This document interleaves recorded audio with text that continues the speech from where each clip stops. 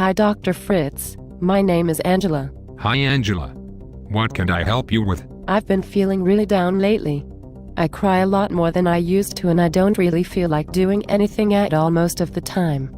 I've been sleeping a lot more and I've gained some weight, too. I haven't felt like being around my husband or even my kids. I even went to my doctor's office to talk with her and she gave me some medication for depression that I've been taking for a couple weeks, but it's still not helping. I'm sorry to hear that, Angela. How long have you felt this way? A couple months, I guess. I know that it's time that I get some professional help because what I'm feeling is not good and I want to be happy again. That's good to hear that you want some help because we all need a little help from time to time. My goal is to help you sort through your feelings and to help you figure out what is causing your depression and to find ways to make you feel happy and normal again.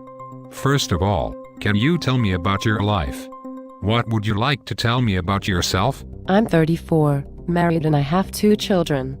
I'm from Madison originally, but I've lived in La Crosse since college, which is where I met my husband, Gary. My son is 10 and his name is Michael and my daughter is 8 and her name is Marissa. Sounds like you have a very nice family. Did you get married right after college? Yeah.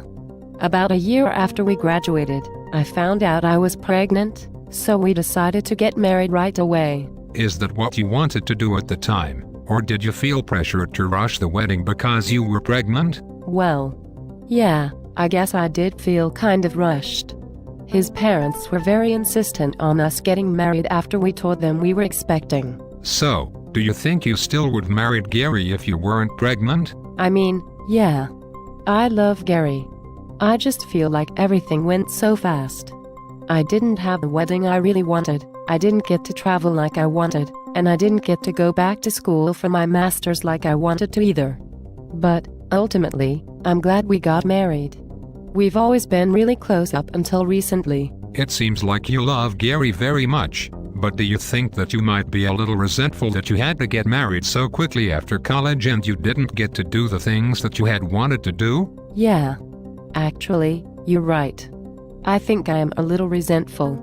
I really wanted to travel after I finished school and worked for a couple years and saved some money. I became a nurse so I could travel basically anywhere and be able to get a job. Gary wanted to travel, too, but we decided it was best to buy a house and settle down here in La Crosse for our son's sake.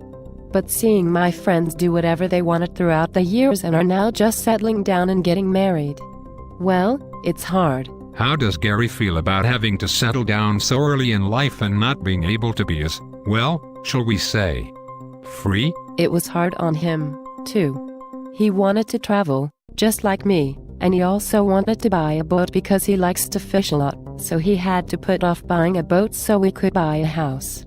Most of his friends aren't married, so I think that's pretty hard for him, too. Does he spend a lot of time with his single friends? Sometimes. But not on a regular basis or anything. He's a good guy and tries to spend most of his time with me and the kids, but I know he would like more time to himself, just like I would. I think we're both just sitting around, wishing our lives were more exciting and less stressful, but it can be depressing going out with your friends and listening to their exciting lives and stuff that they're doing, so I think we prefer to stay home most of the time. Are you envious or jealous at all of your friends' lives? Well, not really, but I do get a little envious when they talk about going here or going there and not having to bring kids. Or how they go shopping all the time and don't have the money problems that we do. That makes me the most sad.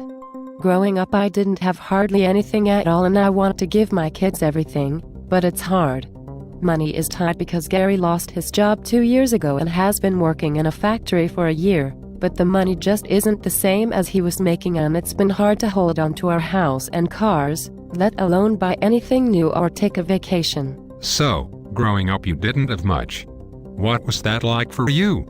Tell me more about that. I lived with my mom and sister and my mom worked all the time because my dad was an abusive alcoholic and she didn't want to be around him very much.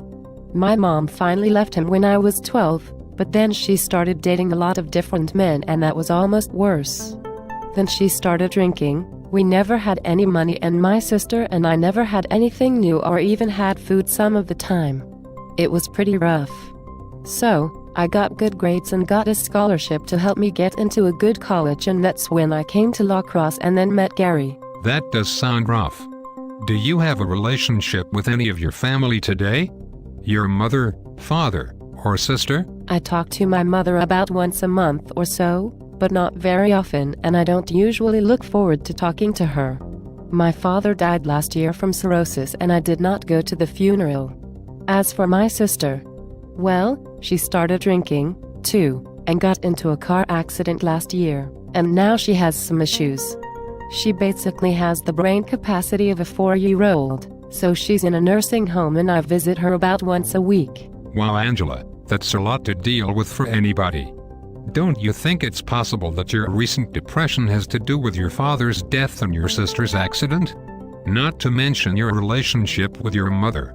It really does sound like you've been going through a lot lately. Have there been any other problems that you've noticed, other than you're being tired and sad most of the time? Yeah, now that you mentioned it, I eat a lot more than I used to and I've gained some weight. I don't like my size and I don't feel comfortable with the way I look, so that's another reason I don't want to go anywhere outside of the house much, because I'm embarrassed. And that started happening right after my dad died. I think that I was actually sad when he died, which is something that I didn't expect to feel. Then I didn't go to the funeral because I didn't like him hardly at all, and I felt awful about that later. He actually tried to contact me a few weeks before he died and I never called him back, and now I wish I would have, just so I could have some closure. Closure is always nice to have, but I'm sure he's proud of the person you have become. Well, let's plan next week's session for Tuesday. Feel free to call in the meantime if you feel like discussing anything more in depth. See you next week, Angela.